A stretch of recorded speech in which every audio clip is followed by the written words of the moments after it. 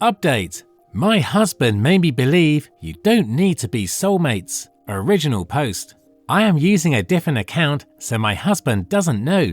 Before meeting my current husband, I was married to my ex-husband, Dave. Dave and I met when we were 5 years old. He moved into our neighborhood when he was 5. He was this cute boy next door. We became inseparable. Even our parents joked that when we would be adults, we would be married. Ever since I knew the concept of marriage, I was determined that I would marry Dave. We were like soulmates. We had the same interests, the same hobbies, the similar thoughts. He was my first everything, my first kiss, my first boyfriend. The guy I lost my virginity to. Among our friends, we were the perfect couple. After graduating high school, we immediately got married. I got into a good school, but I decided to study with Dave. We got married right after we finished high school. Our parents helped us find an apartment closer to our school. We worked hard. We would often talk about having kids. On our 6th anniversary, we decided that we would try for a baby next year. I still remember the day when we were teenagers and cuddling. We already decided what our baby's names would be. During our 7th year of marriage, my mum got sick, so I had to stay with her for a while. I was planning to do something special for our 7th anniversary, so I left early to surprise him. I went to my bedroom and there I saw my husband effing another girl in our marital bed. I can never get that image out of my head. My husband saw me and his face turned pale. I don't know what happened, but I threw up right on the spot. My husband was giving me the usual, "It's not what it looks like. I am sorry. It was a mistake." I locked myself in the bathroom. I somehow mustered my strength and called my friend to pick me up, and just didn't listen to Dave. When my friend arrived, she charged at Dave. She grabbed some of my things and we left. I was in a catatonic stage at that point. Eventually my parents knew and they supported on whatever decision I would make. Dave's parents, however, wanted us to be together. There was a huge fight, but eventually we settled for divorce. My whole fairy tale fantasy just shattered. I was spiraling into depression. My parents booked me a therapy. For 2 years I was like a living corpse. After that, my friend pushed me to go on a date. I did, but no one even came close to Dave. I was searching for Dave in every guy, but they all failed to live up to the expectation. That is when I met my now husband, Jay. Jay was the opposite of Dave. Dave was funny. He would be the life of the party. I remember one time he made me laugh so hard that I fell from my chair. But Jay was not funny like Dave. He would use humour only as clapbacks, and if he wanted to insult someone. He was also very stoic and closed off. Pretty boring to my taste. On our first date I asked him some questions like, "What is your favourite movie?" He told me he doesn't watch movies. He likes reading. He didn't even ask me a thing, except for my educational background. He talked mostly about my field of work, but he was not interested in me. We ate dinner in silence. I was 100% sure he would not call me, but 2 days later he did.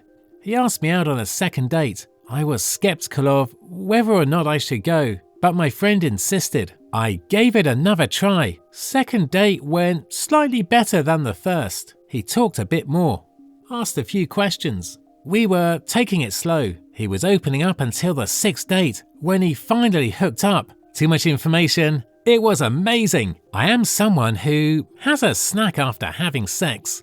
I was craving for some, so I asked him if I could grab something from his pantry. Even a bread and cheese sandwich will do. He told me to stay there and he went out. I was kinda confused. He came back after 20 minutes with takeout food. It was something I really liked, orange chicken. I asked how he knew. He told me, "You told me on our previous date." I melted right there. Dave and I had been together for most of my life, but he never made the effort of going out to get me something. That's when I knew, even if he was not my soulmate, I was madly in love with him. We dated for 3 years and got married. I came to know about Jay's family too. His mum and dad were drug addicts who died of an overdose. He was homeless for a while, but worked his way up. Throughout our marriage, I was very, very happy. He was different from Dave because whenever he would see me doing chores, he would ask, "Need help?" He helped me through my trauma from Dave by arranging a therapist that specializes in infidelity. He may not be a person of words, but his actions tell me that he loves me. When I was pregnant with our daughter, I would wake him up in the middle of the night to either get me food or rub my feet. He would say, "Yes, ma'am," and get to work. I love him. Even after 15 years of marriage, my love has not stopped. He is still the stoic man I fell in love with. After meeting him, I stopped believing in the concept of a soulmate. He was not mine, but we somehow make it work. I love you, Jay. Thanks for being there in my life. And anyone who is wondering what happened to Dave, he is getting his third divorce. His mum blames me for his downfall, but she refuses to see that her son cheated on his every marriage. Edit. I'm sorry if there was any typing mistake. I'm typing on my phone and the autocorrect is acting nuts. I tried to turn it off, but it doesn't work. My opinion for OP. Oh, so the key to your heart was orange chicken. Good move, Jay. And that's a great story, OP. Perhaps you've redefined what a soulmate is. You feel connected to Jay, but not in a needy way or dependent way. And maybe that's what a soulmate should be. Now for the top comments before reading the update. Comment 1. Who knows? Maybe Jay is your soulmate. He seems to be more ideally suited to you from the beginning than Dave ever was. OP. From the outside, we do not look like soulmates. Dave and I were the typical girl next door and boy next door kind of people. Jay was more closed off. Initially, when I was dating him, he was really rude, in my opinion. He also has a bad temper towards people who screw up, but other than that, he is good and kind. He helps those who generally need help. Comment 2. After reading this, all I can say is F Dave, metaphorically, and F J, literally, in several positions, then have a nice dessert. I'm glad to hear you are happy. Hope you, Jay, and your kids have many, many, many happy years ahead of you. OP. Screw Jay, literally in several positions, then have a nice dessert. I've been doing that for 18 years, lol, and he still gets me a snack. Now for the updates. Update 1. My husband, 47 male, and I, 46 female, have been together for 18 years and married for 15. My husband is not the type who always shows his feelings. He is very stoic, smiles on very few occasions, and maintains a routine. Some even say that he is a robot. But I don't think so. I am someone who is very outgoing and completely the opposite of him. Before I was married to him, I was married to someone else who cheated on me. I used to say, "I love you," a lot in my first marriage, but after my divorce, I had some sort of aversion to those words. Over the last 18 years, we have said, "I love you," only 5 times. First time was when we were dating, second was on our wedding day, third and fourth when our daughter and son was born. Fifth was 5 years ago, on Christmas, when we were really tipsy because of the drinks. I wrote a post about how I met him and how we got together, but it made me realize that we haven't said "I love you" to each other for a long time. But it didn't bother me. Even if he never said it, he always shows that he loves me in his actions. He does chores for me. He would always give me a foot massage, make my favorite dish, even kiss me out of the blue. I do not have any complaints. He is the best husband anyone could ever ask for. But this was something that has been in the back of my mind for a while. We cuddle, we hang out, we make love, but still no "I love yous." I would love to hear it and say it more often, but somehow it just makes me nervous. I decided to buckle up and just say it. It's just 3 words. So yesterday when he was reading a book on the couch, I stood in front of him and said, "I love you." He looked at me and was confused. I repeated it. For the first time I could see him get flustered. He told me, "Okay." I was a little disappointed by his response. I thought he just didn't love me anymore. Later that night, when I was lying down, he came to our bedroom and told me that he is sorry for his response, that it caught him off guard. He told me that he loves me a lot, and not even a day goes by he doesn't feel lucky to have me in his life. I was tearing up. That was better than my confession. I asked him that, why don't we say it that often? He told me that he doesn't say it because throughout his entire life, no one has said it to him except for me. His parents were drug addicts who cared less for him. He started working age 14. He grew up in hardship, so saying, "I love yous" are weird for him. But also he feels like we don't have to tell each other when we express it with our actions way more. I told him I want to say it more now and want him to say it back if that's okay with him. I saw him smile for a while. He said it is fine as long as I want it. I don't think we need to say it when we know we love each other a lot. We will probably stop saying it after a few days and go back to our mundane events. Lol. Update 2. A lot of people have been asking me and personally messaging me about Jay's upbringing and how he managed to survive. Well, I'm not sure if I am the right person to talk about his personal life. I mean, I heard some parts which really made me cry. Therefore, I will try to summarize it. So, my husband Jay is an only child. His mum and dad were from a poor family. They were drug addicts. His household was a mess. He remembers his father pushing him down the stairs when he was like 8. Jay mostly grew up with his grandfather, his mum's dad. As far as I know, his mum was not allowed to come to his grandfather's house. Jay mostly spent his weekdays at his house. His mum and dad didn't care. They were always high and having odd visitors. His grandfather taught him a lot of things, like handling tools, woodwork, electric repair stuff. Ever since he was little, with some advice from his grandfather, he learned that his parents are very useless. He had to survive on his own. All they know is how to do drugs and invite people for having group sex. He started doing odd jobs like dog sitting, car and window washing, gardening. He also tutored from time to time. Shortly after, his parents died of overdose. He became a permanent resident of his grandfather's house. He worked so that he could afford to go to college. His grandfather had little money for him, but it wasn't enough. He thought about joining the army at 18, but he failed the physical test. When he was 17, his grandfather died of a heart attack. His grandfather lived in a rented house, so Jay couldn't live there anymore. He was forced to live in a homeless shelter throughout his high school. He even got bullied and got in trouble for standing up to his bullies.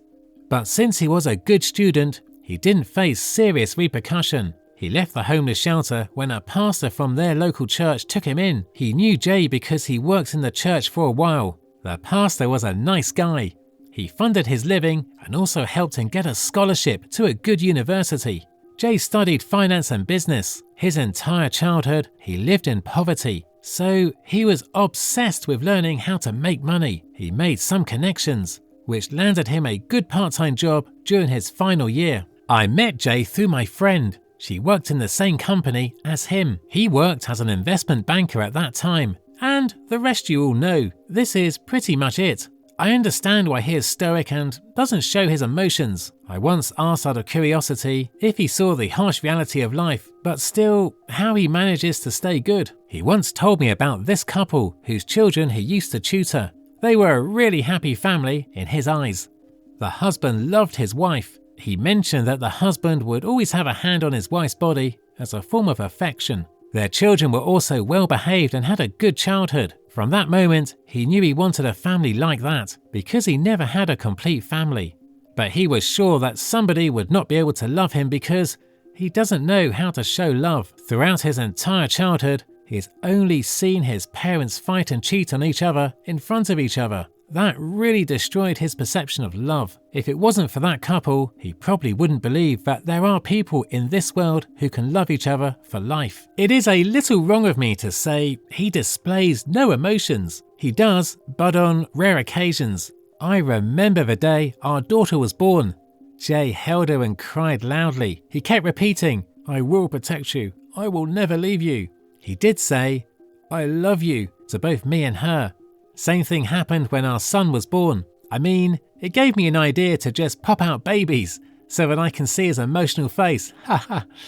But anyways, I know he does love me and our little family. He always holds me tight whenever we are cuddling. He is really good with my parents. My parents also adore him. Sometimes it just makes me cry knowing that he has been through a lot and I have lived such a sheltered life. Sometimes I feel like I don't deserve him because He is very kind and a good person. Also, yeah, we do say I love you a lot more now. Final update. I just wanted to give big thanks to everyone who has been kind and supportive. I cannot imagine that so many people will come through because of my post. A lot of you suggested therapy. To be honest, I did in the past, but my husband brushed it off by saying his past rarely bothers him. Thanks to people in Reddit, I suggested to him some articles on PTSD and childhood trauma. He studied for a bit and found a therapist for him to help him with his trauma. He only had 2 sessions till now.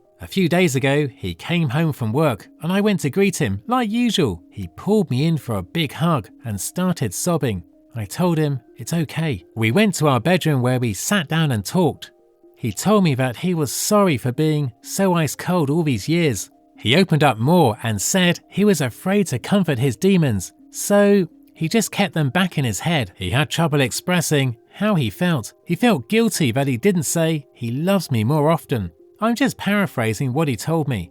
I love you with all my heart. I know I don't say it, but I feel it every day and every moment. I am sorry for taking away all those years from you, for not expressing my love for you.